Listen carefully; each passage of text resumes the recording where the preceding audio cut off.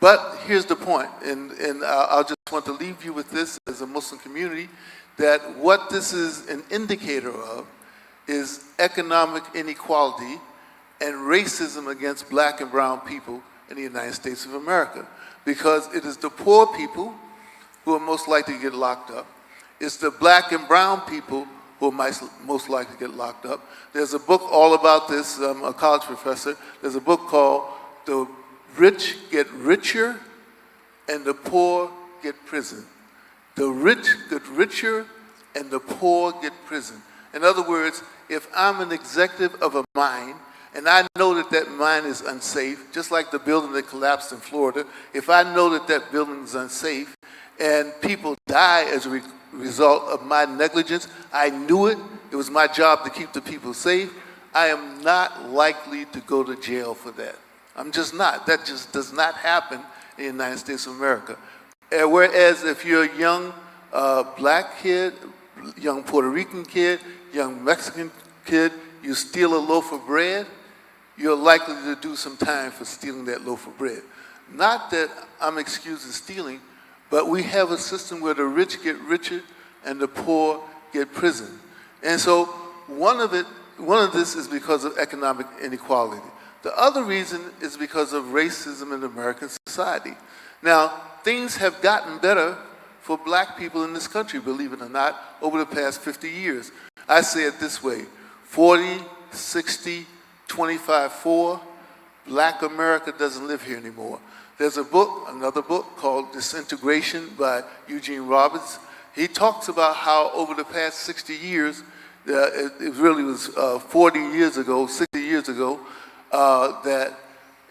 for him it was 40 years ago, that 60% of African Americans live at or near the poverty level.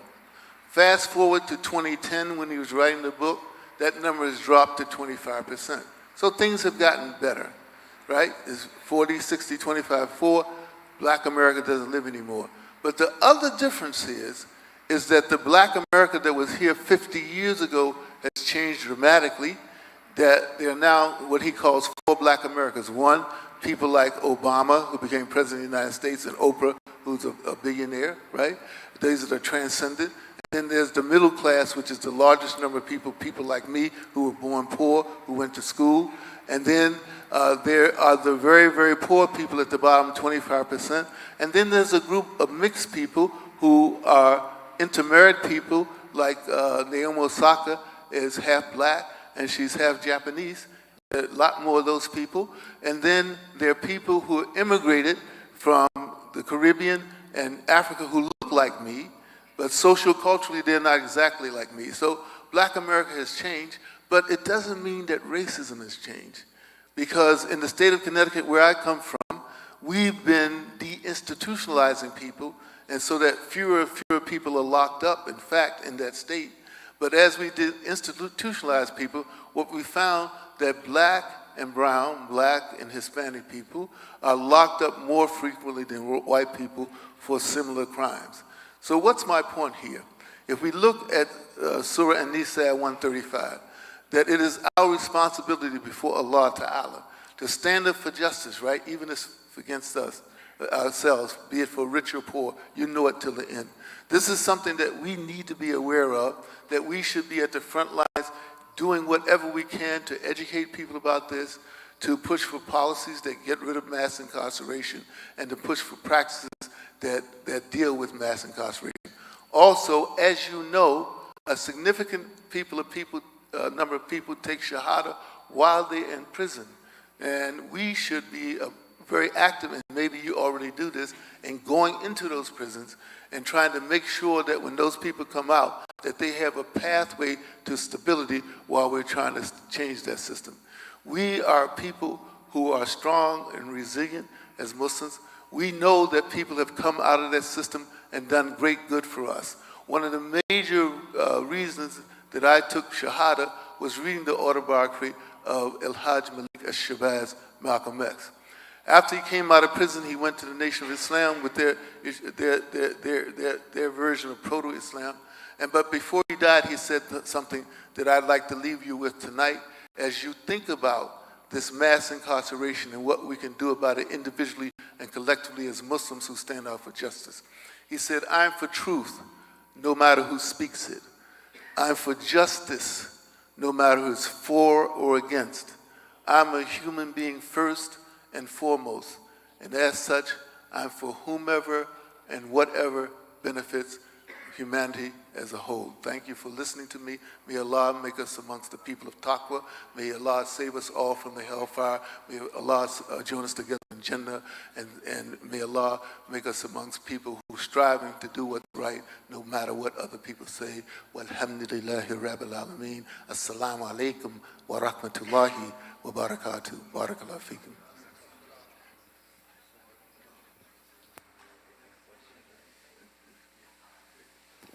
If anybody has any question for Professor Jones, feel free, please. Yes, go ahead, brother. So sometimes, when they say Obama is not too black and Oprah is not too black, does black people, do you believe that black people who make it, they have to lower their standards or step over other black people? The question is, some people say Obama is not too black and Oprah's not too black. Do you think that black people make it have to step over other black people in order to lower their standards?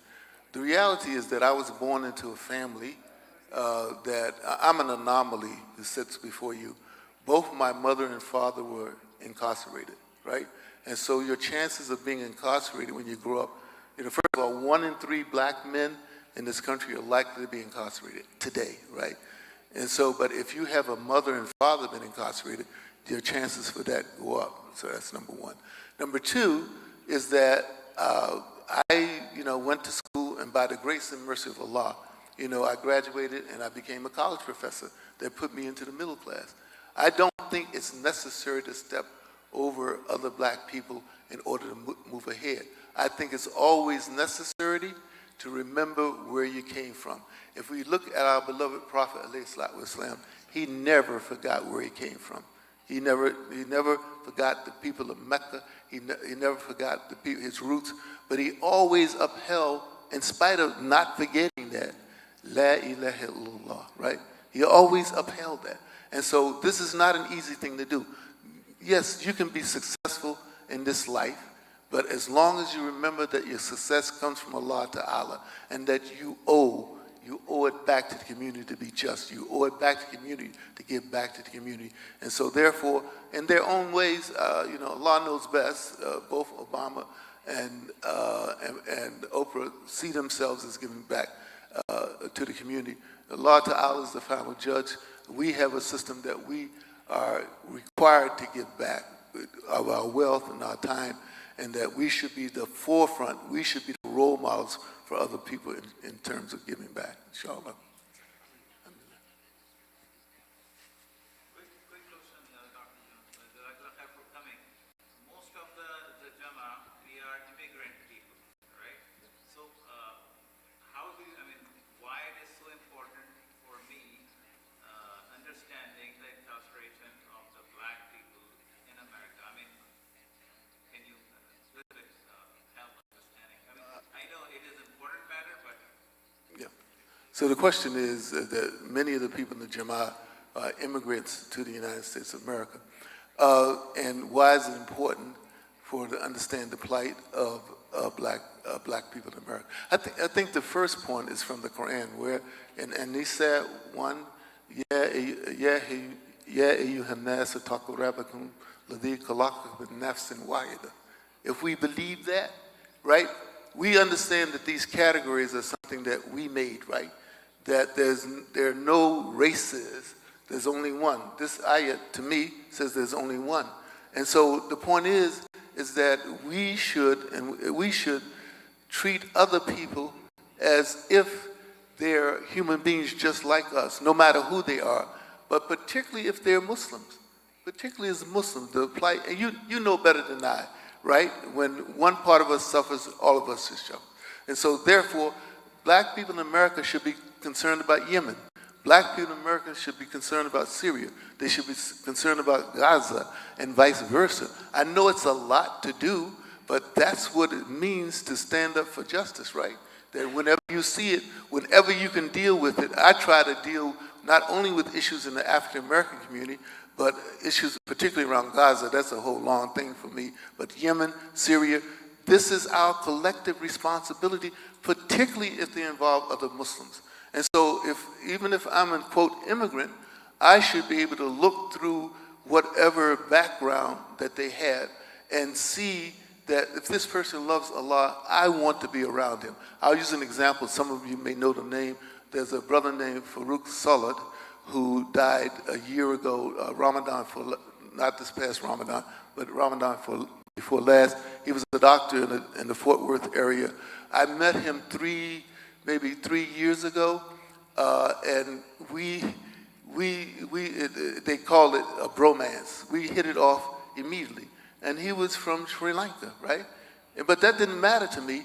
I could see that this is a person who loved Allah. He was my brother, and he was my Muslim brother. He was my soulmate in the sense that we had the same goals. And I want to cultivate that kind of taqwa in myself so that when I see somebody who has it, I don't care what their ethnicity is, that's somebody I want to be close to. So that's what I would recommend, that if you increase your taqwa and you want to spend time around people of taqwa, then you will have less of a problem, seeing and identifying with people who have, issues like black people in the United States. Okay? Well, Allah. Okay. So yes. One more. Okay, one more. Do you believe, based on your personal experience, mashallah, do you feel Muslim communities do enough for convert black Americans in the community? So the question is, based on my personal experience, do I think Muslim communities do enough for convert black Americans? All right, so one, I'm so glad I read the Quran before I encountered the Muslims. Right? I took Shahada in 1979, and so I had read autobiography of Malcolm X and everything. I'm a bibliophile, so I love books, and I read the Quran before I ever made Salah and met a Muslim, okay? But I'm not talking about so-called immigrant Muslims alone. I'm talking about African-American Muslims, all kinds of Muslims, because we have some issues in terms of how we see ourselves in this place, African-Americans and so-called immigrants, right? And so the reality is that many of these masajids run by African-Americans or so-called immigrants. I say so-called immigrants because the people we call immigrants sometimes have been here 3 or 4 generations, you know what I mean? And how can you still be an immigrant and you've been raised here in the United States? But anyway, my point is that many of these masajid who are run by African-Americans and so-called immigrants, when you walk into them, the litmus test for me is whether or not I feel welcome as a human being, not as a Muslim, as a human being. Look at the Jama'ah of our beloved Prophet, alayhi salatu wasalam. I mean, it was a multicultural community, right? Was it not? Salman the Persian, Bilal, from Habash. I mean, this was a multicultural community. He was bringing together people under the banner of La ilaha illallah, right? He was bringing the people. He was doing tarbiyah for the people. This is the model for us. So therefore, the answer is yes, we don't do enough. African Americans and so-called immigrants do not do enough. We had a program called Welcoming Converts, night before last, I believe it was. The nights run together. Maybe it was last night. We had at the seminary. And what we talked about is that our need, no matter who we are, as Muslims, no matter what our ethnic background, to welcome the person who takes Shahada. And we need a lot of work. And there's another book for you. It's called Project Lina, L-I-N-A, written by Dr. Tamara Gray, who's on our faculty, along with another sister, that talks about people not feeling authentically Muslim because of the way other Muslims, and I'm talking about not just so-called immigrant Muslims, but other Muslims are teaching them. So we all have a ways to go. And this is part of our duty. If we're going to be one ummah, we should treat people like this. And remember that our beloved ﷺ, when he made hijrah from Mecca to Medina, one of the first things he did was made a contract with the mushriks and the Yahud. You remember that? The Constitution of Medina. One of the first things that he did was make a contract with the mushriks and the Yahud. And so if he can make a contract to make sure that we understand our relationship with one another, to make sure that we protect one another, you see, that has to be a conscious decision. You can't just say, Alhamdulillah, Rabbil Alameen, I'm Muslim, and therefore it's going to be okay. Look at our beloved alayhi salatu wasalam. He had it written down. Go and look at it again. Look at what the rights and obligations between our beloved alayhi salatu wasalam, between him and the mushriks and the Yahud, and then answer the question of what we should be doing for new converts. We should do even better for them than he was doing for the mushriks and the Yahud. Wow. Alhamdulillah. So thank you again for your time, inshallah.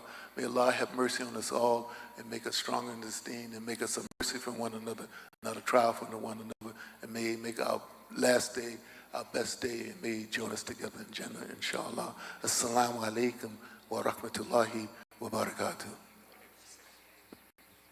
Jazakallah khair, Dr. Jones, for this great opportunity to be with us. May Allah bless you and bless your coming to our community, and we really appreciate it. Jazakallah khair. Assalamu alaikum wa rahmatullah.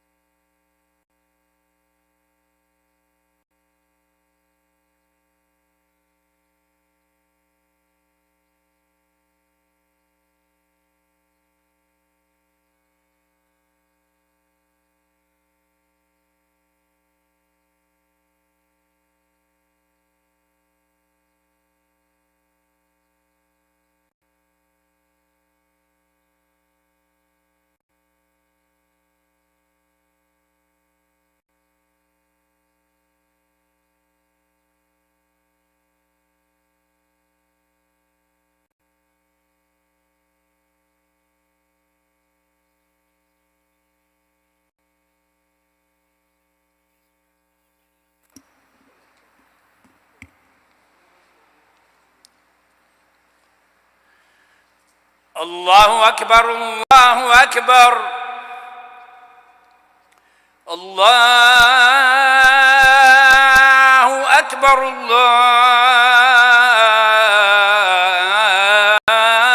الله أكبر أشهد أن لا إله إلا الله أشهد أن لا إله إلا الله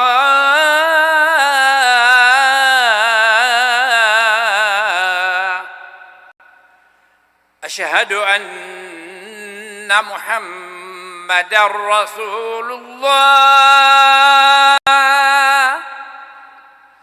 أشهد أن محمدًا رسول الله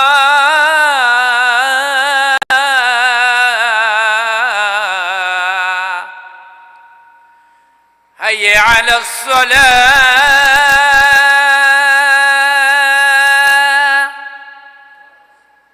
هيا على الصلاة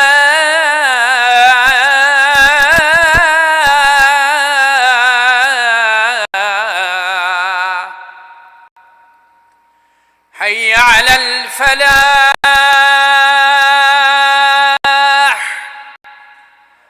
هيا على الفلاح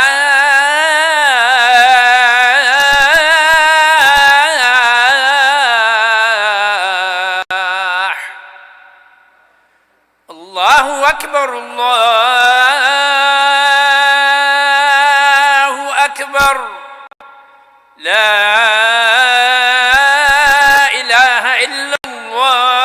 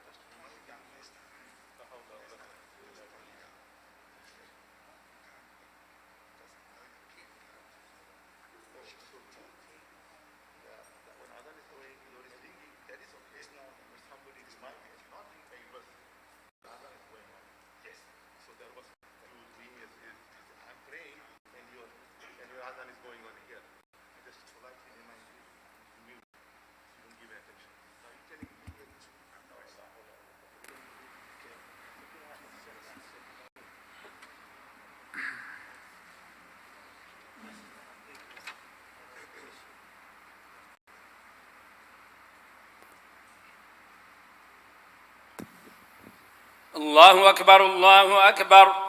أشهد أن لا إله إلا الله.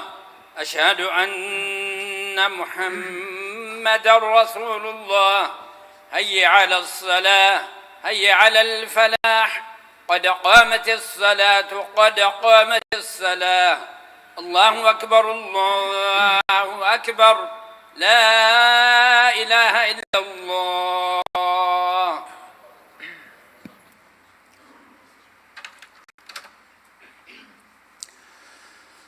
الله أكبر.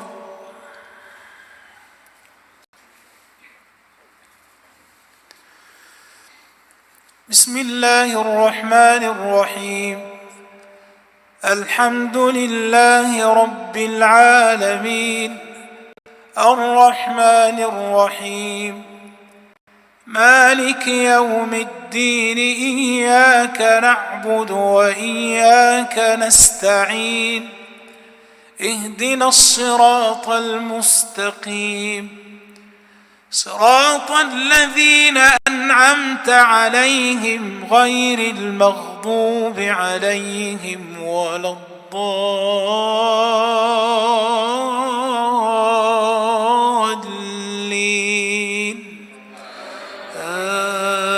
آمين.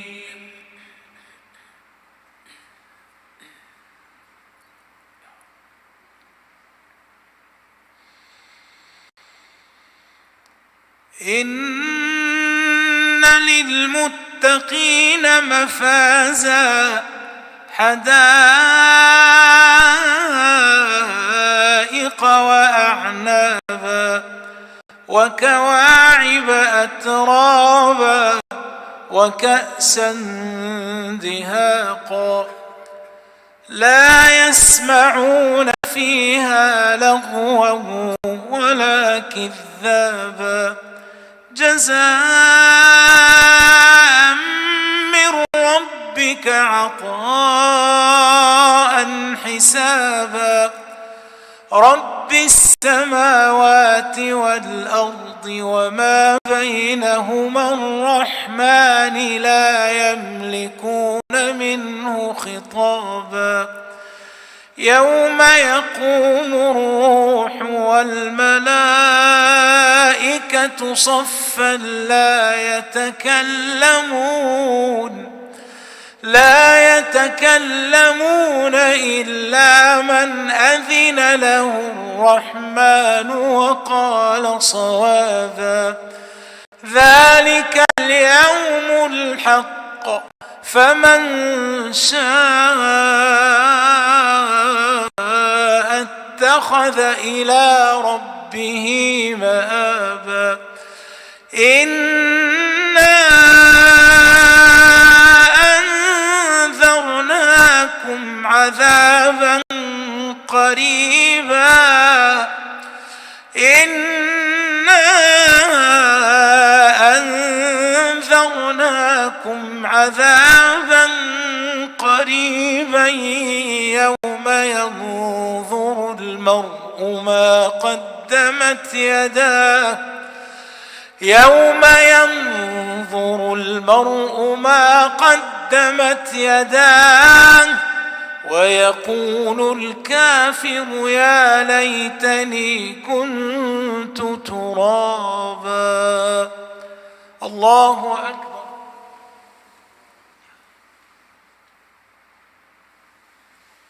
الله لمن حمده. الله أكبر.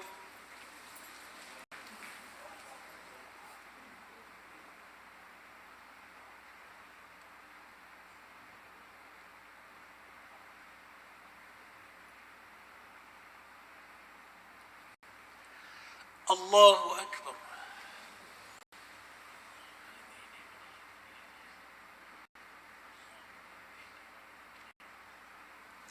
الله أكبر.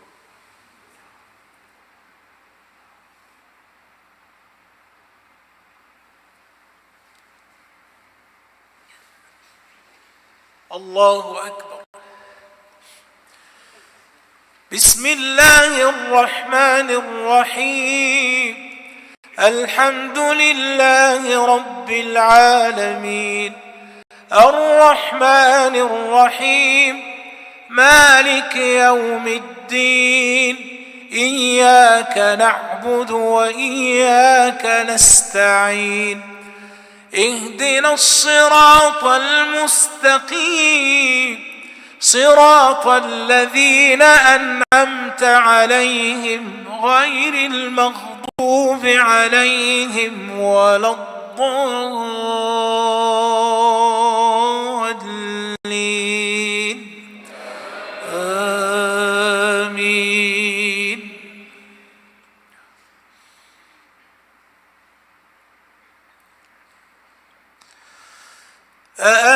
أأنتم أشد خلقا أم السماء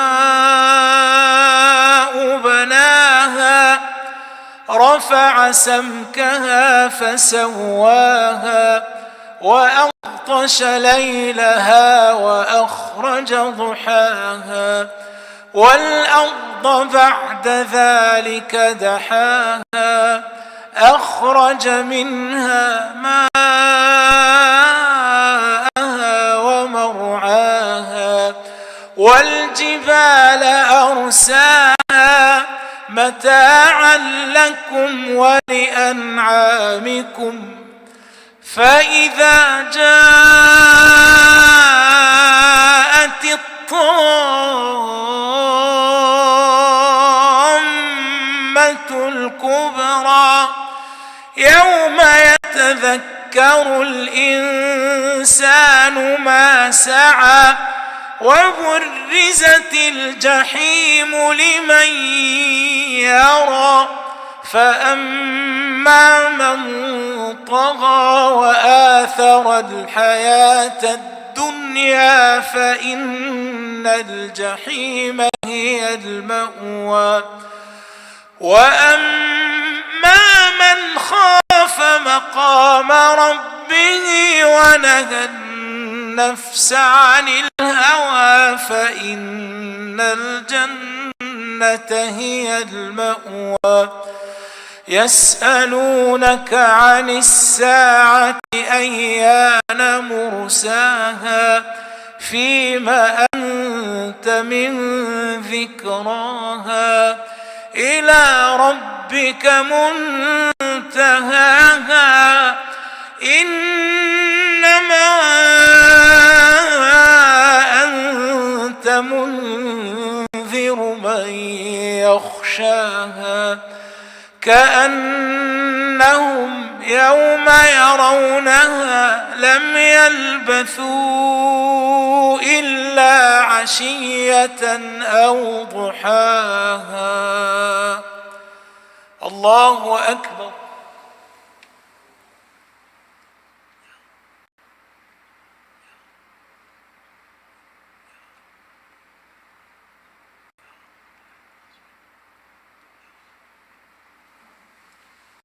الله لمن حمده. الله أكبر.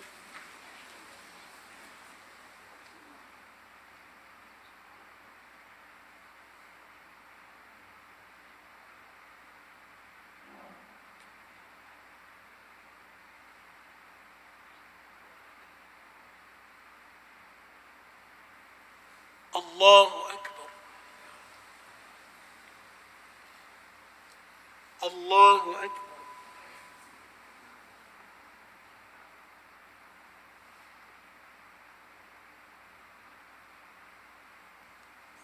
الله أكبر.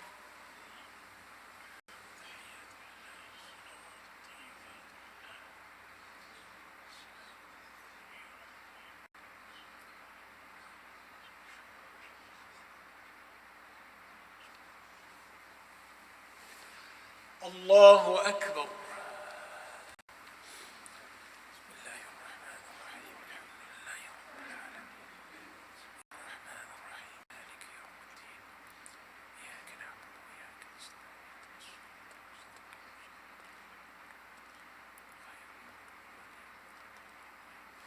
الله سمع الله لمن حمده الله أكبر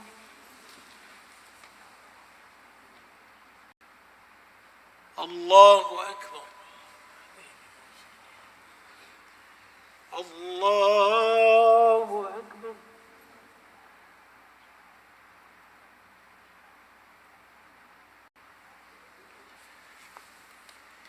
الله أكبر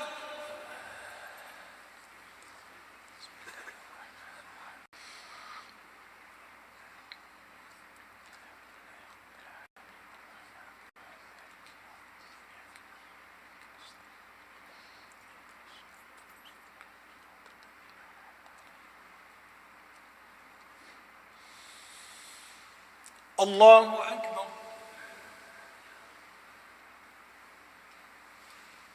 سمع الله لمن حمده الله أكبر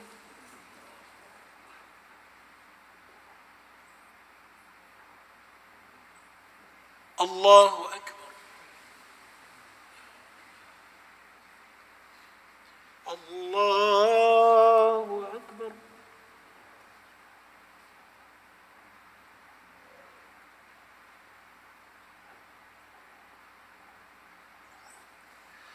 الله أكبر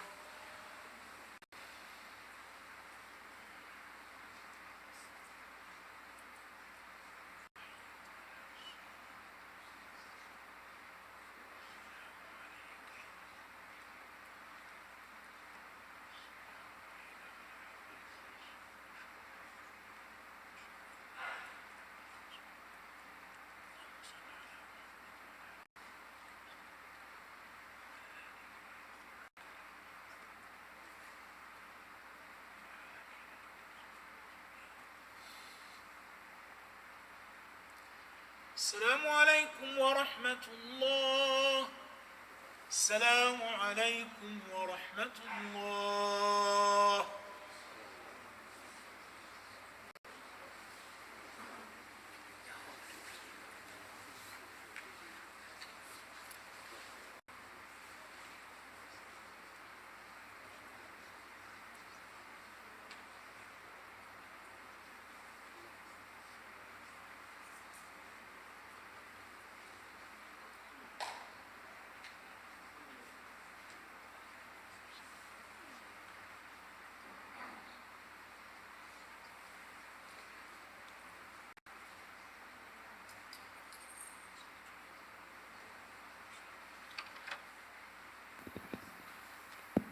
Assalamu alaikum warahmatullahi wabarakatuh. Just a reminder that on Monday, inshallah, we're going to have starting our after-school Quranic program for all ages, boys and girls. It's going to be a separate program for boys and girls.